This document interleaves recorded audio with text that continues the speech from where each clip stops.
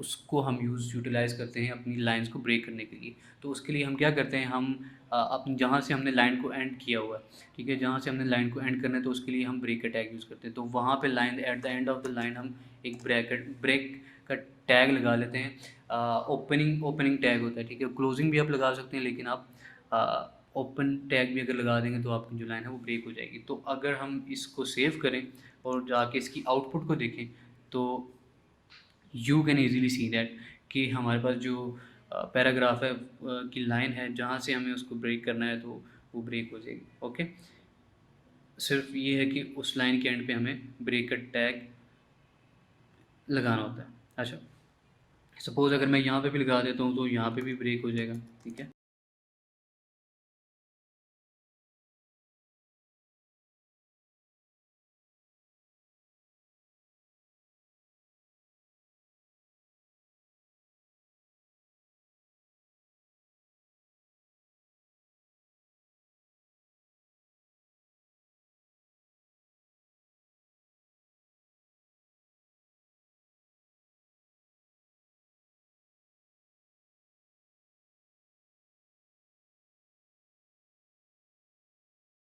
ठीक है? Command S से मैं सेव करता हूँ, वापस जाता हूँ तो ये देखें यहाँ से भी ब्रेक हुई। जितना मर्ज़ी अगर आप चाहते हैं इसको ब्रेक करना, वो आपकी रिक्वायरमेंट पे है। Okay? So this was open my safari और एज़ वेल। तो अच्छा, नेक्स्ट लाइन को अगर हम ब्रेक करें, ठीक है? ब्रेक का टैग कमांड एस, ओके, तो ये लाइन भी ब्रेक होगी, ठीक है? तो यहाँ से मैं इसको रिमूव कर देता हूँ ताकि ये एक प्रॉपर तरीके से हमारे पास शो हो। कमांड एस, तो ये देखिए ये एक पैराग्राफ की जो लाइंस हैं वो मेरे पास यहाँ पे शो होगी। आप चाहे तो इसको जितना मर्ज़ी ब्रेक करें या जितनी आपकी रिक्वायरमेंट होगी, कल को जब आप प्रोफ़ेशनल काम करेंगे तो उसके अंदर आपको जितनी रिक्वायरमेंट होगी अपने पेज को डिज़ाइन करने के लिहाज से, तो you have to go with your own strategy. Okay? So ये हमारे पास था एक ब्रेक का टैग। अब उसके बाद हमारे पास आ जाता है जी एचआर का tag. So what is HR tag? HR tag जो होता है हमारे पास एक लाइन को डिफाइन करता है कि हमने किसी सेक्शन की, यानी ये हमारे पास एक कंप्लीट सेक्शन है, इसके अंदर कुछ हेडिंग्स हैं यहाँ पे, उसकी वेरिएंट्स और ये पैराग्राफ आया। अब मैं चाहता हूँ कि ये मेरा यहाँ पे एंड हो रहा है तो मैं चाहता हूँ यहाँ पे एक लाइन हो, मुझे लाइन शो हो।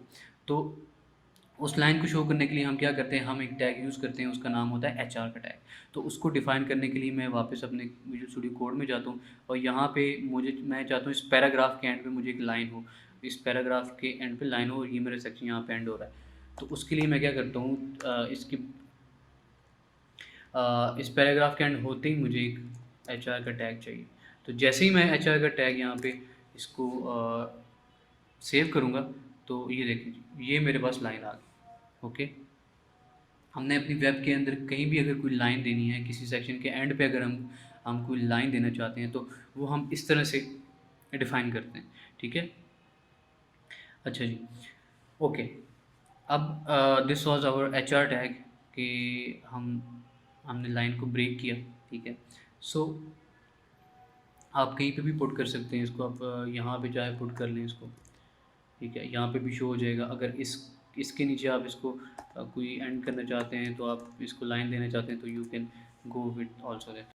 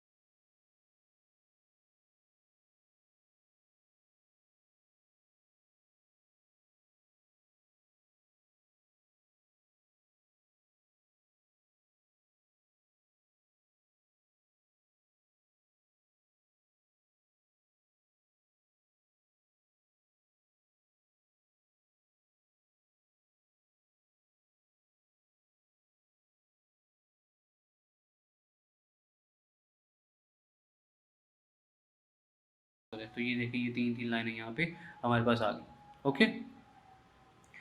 लाइक अगर हम बात करें तो यूज़र को नज़र आ रहा है कि जी अच्छा ये लाइन यहाँ पे है तो ये सेक्शन अलग है, ये सेक्शन अलग है, ये सेक्शन अलग है।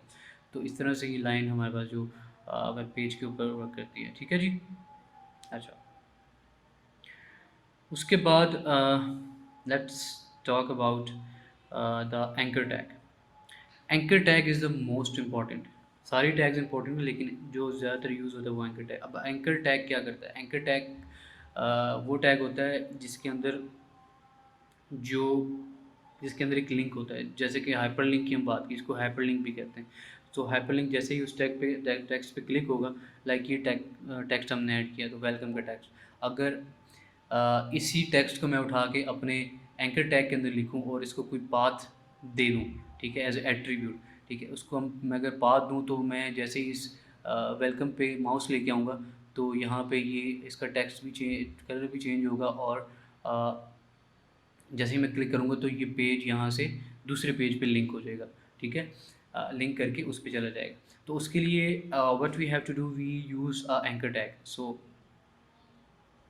एंकर टैग की अगर हम बात करें, यहाँ पे अगर मैं चाहता हूँ एक एंकर टैग लगाना, तो मैं यहाँ पे सिंपली क्या करूँगा, ए और यहाँ पे ये ओपन क्लोजिंग टैग। अच्छा अब इसके अंदर हम एक एट्रीब्यूट यूज़ करते हैं, उसको हम कहते हैं जी href। So what is basically href works. href के अंदर वो पाथ हम देंगे, वो लिंक देंगे जो कि दूसरे पेज का लिंक होता है जहाँ पे हमने शिफ्ट होना है। ठीक है। अच्छा, लाइक सपोज़ मुझे जी मैं कहता हूँ जी मुझे गूगल पे जाना है। ठीक है, गूगल के पेज पे जाना है, तो google.com पे मुझे जाना है। तो मैं यहाँ पे सिंपली क्या करूँगा, मैं इसको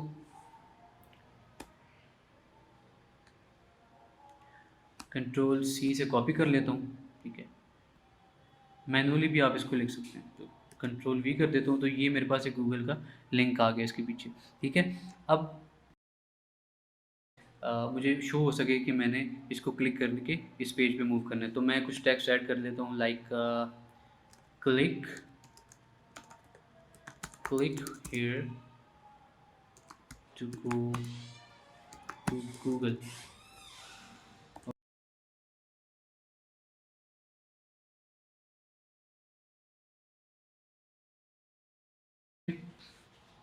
अच्छा, ओके, अगर मैं इसको सेव करता हूँ यहाँ पे और अपने जो यहाँ पे मेरा पेज है यहाँ पे जाता हूँ, ठीक है जी। तो यू कैन सी दिस, यहाँ पे आप देखें कि इस जो ये मैंने जो टेक्स्ट ऐड किया क्रोम के अंदर, सॉरी HTML के अंदर एंकर टैग में, तो ये एक लिंक बन गया। क्यों? क्योंकि मैंने उसको पीछे href के अंदर जो कि हमारा जो रेफरेंस होता है, पाथ का reference, this href defines the path reference. Okay, so ये देखिए यहाँ पे अगर आप इसको ओवर करें तो ये आपको एक यहाँ पे टेक्स्ट भी शो कर, कंटेन्स अ यूआरएल और URL fragment that the hyperlink points to. ठीक है, तो ये जो यूआरएल इसका हमने गूगल का कॉपी किया ये वाला, तो ये इसका एक हाइपरलिंक बन गया। ओके, अच्छा जी सो लेट्स क्लिक इट। अगर मैं यहाँ पे इसको क्लिक करता हूँ तो ये देखें, यहाँ पे जैसे ही मैंने इसके ऊपर माउस लिया है, यहाँ पे at the end of the page ये देखें, यहाँ पे ये इसका पाथ भी बता रहा है कि ये इसके पीछे ये वाला लिंक लगा हुआ है। तो जब भी आप किसी लिंक पे होवर करते हैं, होवर का मतलब होता है माउस को लेके जाते हैं उस टेक्स्ट के ऊपर, तो वो उसके नीचे यहाँ पे एक पाथ शो होता है। तो जैसे ही आप उस पर क्लिक करते हैं, जैसे मैंने इसको क्लिक किया तो ये देखिए गूगल के पेज पे हम आ गए, we moved on the Google page. अगर मैं इसको बैक करता हूँ तो वापस हम उसी पेज पे चले जाते हैं। तो यू कैन सी दिस कि हम किस तरह से यहाँ पे इसको कर सकते हैं। Okay, click here to go Google. अब यहाँ पे आप देखें, जो जब एंकर टैग आप लगाते हैं तो उस टैग का जो है वो कलर भी चेंज हो जाता है और उसके नीचे एक लाइन आ जाती है। So this is defines a link. ठीक है, जैसे ही आप इसको क्लिक करते हैं तो ये रेड हो जाता है, रेड हो के ये एक्टिव होके यहाँ पे पेज पे आ जाता है। So this is how a anchor tag work. अगर मैं मज़ीद आपको एग्जांपल से इसको समझाऊँ तो मैं एक और टैग ऐड कर लेता हूँ एंकर का। ठीक है, उसके अंदर मैं href which is a reference, okay, URL, जो इसके अंदर हमने यूआरएल, अब मैं मैं यूट्यूब की यूआरएल को यहाँ पे लिख देता हूँ, तो youtube.com। ओके, तो यहाँ पे क्या है कि इसके मैं यूआरएल को कॉपी करता हूँ। Okay, control V, control C, and उसके लिए हम लिंक का टैग अपनी HTML के अंदर इंक्लूड करते हैं। ठीक है जी। तो बेसिकली ये डिफ़ाइन करती है रिलेशनशिप को। अगर मैं सिंपल आपको अंडरस्टैंडिंग के वर्ड्स में बात करूँ, तो रिलेशनशिप किसके between, between the external file and your document. Document यानी HTML, जो आप HTML की फ़ाइल में जो आप काम कर रहे हैं, और उसके साथ अगर आप किसी दूसरी फ़ाइल को रिलेट करना चाहते हैं, एक्सटर्नल फाइल को, so you can use the link tag. अच्छा, अब लिंक टैग की अगर हम जब इसको CSS और जावास्क्रिप्ट पे जाएंगे इंशाल्लाह, तो you don't have to worry about it. हम उसमें, मैं जब अपनी जो फाइल्स हैं, जो एक्सटर्नल फाइल्स हैं, उनको CSS की फ़ाइल्स को हम जब अपने HTML के पेज में को के साथ रिलेट करेंगे, तो हम उसको लिंक के टैग में हम उसको डिफ़ाइन करेंगे, तो हमारे पास हमारा जो वो फाइल है एक्सटर्नल, वो हमारे पास लिंक हो जाएगी। तो we will go the with the link इंशाल्लाह इन द CSS। ठीक है, जब CSS हम यूज़ करेंगे अपनी HTML के अंदर। ओके, एक्सटर्नल शीट यूज़ करेंगे। ओके, सो उसके बाद अगर मैं बात करूँ, तो हमने देखना था मेटा। मेटा टैग भी हमारे ओवरव्यू में था। तो अगर मैं मेटा के टैग की बात करूँ कि what is a Meta tag actually. ठीक है, मेटा टैग जो होता है, वो उसके अंदर हमारा जो मेटा डाटा होता है एक्चुअली, वो डिफ़ाइन होता है। ठीक है, तो मेटा डाटा क्या होता है कि जो आपको शो नहीं होता। ठीक है, एक इन्फॉर्मेशन होती है अबाउट द डॉक्यूमेंट। ठीक है, वो उसके अंदर क्या होता है कि हमारे पास कैरेक्टर सेट होता है, पेज डिस्क्रिप्शन होती है, कीवर्ड्स आ जाते हैं, author, the documentation, view port setting. तो ये चीज़ें जो होती हैं, वो आपको with the passage of time आपको कवर करवाऊँगा मैं। ये एक अलग से डिटेल एक चीज़ें। ठीक है, मेटा टैग के अंदर जो हम चीज़ें डिफ़ाइन करते हैं, मेटा डाटा, उसके बारे में हम, कि व्हाट आर व्यू पोर्ट क्या होती है, पेज डिस्क्रिप्शन क्या होती है, कैरेक्टर सेट्स क्या होते हैं। ठीक है, so this was the Meta tag. और उसके बाद हम बात करते हैं जी अपने जो जो स्टाइल का टैग है। ठीक है, so what is actually a style tag.